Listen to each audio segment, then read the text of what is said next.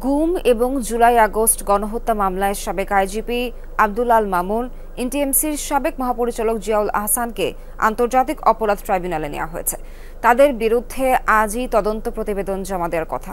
সকাল 9:45টায় কেরানীগঞ্জ কারাগার থেকে প্রিজন ভ্যানে করে তাদের ট্রাইব্যুনালে নেওয়া হয়। একই মামলায় অন্যান্য 5 পুলিশ কর্মকর্তাকেও ট্রাইব্যুনালে নেওয়া হয়েছে। বাকি আসামিরা হলেন ঢাকা জেলার সাবেক পুলিশ সুপার আব্দুল আল কাফি, মিরপুর ডিএমপির সাবেক ডিসি জসিমউদ্দিন মোল্লা, ঢাকার সাবেক অতিরিক্ত সুপার শহীদুল ইসলাম, গুলশান থানার সাবেক ওসি মাজহারুল হক এবং ডিবি ঢাকা উত্তরের সাবেক পরিদর্শক আরাফাত হোসেন। পুলিশের সাবেক 17 কর্মকর্তার বিরুদ্ধে মানবতা বিরোধী অপরাধের মামলায় গ্রেফতারি পরোয়ানা জারি হয়। এর পরপরই গত 20 নভেম্বর তাদের আন্তর্জাতিক অপরাধ ট্রাইব্যুনালে হাজির করা হয়। তাদের গ্রেফতার দেখানোর পাশাপাশি অভিযুক্তদের বিরুদ্ধে তদন্তের অগ্রগতি তুলে ধরে প্রসিকিউশন। অধিকতর তদন্তের জন্য সময় চাইলে আদালত 1 মাস দেন। শুনানির জন্য ধার্য করেন আজকের তারিখ।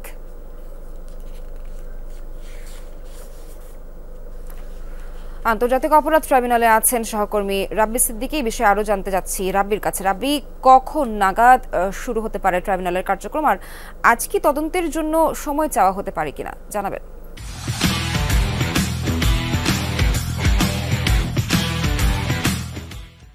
সোহার, একটু আগেই কিন্তু আদালতে কিন্তু আসামিদেরকে নেওয়া হয়েছে এবং তার কিছু সময় আগে যে 8 জন আসামি যারা গণহত্যার অভিযোগে অভিযুক্ত, সেই 8 জন সাবেক আইজিপি চৌধুরী আব্দুল্লাহ আল মামুন সহ তাদেরকে কিন্তু এই আদালতে আনা হয়েছে। আমি আদালতের বাইরে অপেক্ষা করছি, একটু পরে শুনানিতে যাব। মূলত বলতে চাই যে এই যে গণহত্যা মানবতা বিরোধী অপরাধ যেটি সংগঠিত হয়েছে ছাত্র জুলাই গণ অভ্যুত্থানে, এই পুলিশ কর্মকর্তাদের নির্দেশে সারা দেশে হত্যাযজ্ঞ চালানো হয়েছে এবং সেই হত্যার ঘটনায় মামলা হয়েছে। সেই মামলার অগ্রগতি প্রতিবেদন আজকে দাখিলের কথা রয়েছে। কিছুক্ষণ আগেও আমি প্রসিকিউশন টিমের একজন সদস্যদের সাথে কথা বলেছি।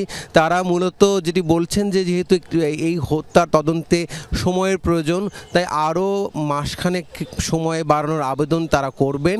তদন্ত তবুও বলেছেন যে তদন্ত অনেকটাই গুছিয়ে আনা হয়েছে।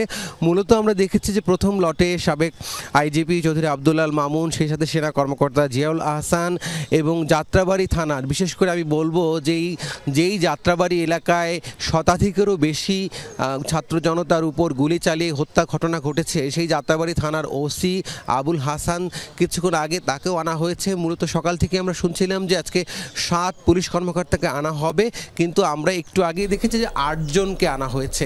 আমরা এই বিষয়ে আরও বিস্তারিত জানতে পারবো, তবে সময়ের প্রয়োজন। সোহার। রাব্বি, ধন্যবাদ।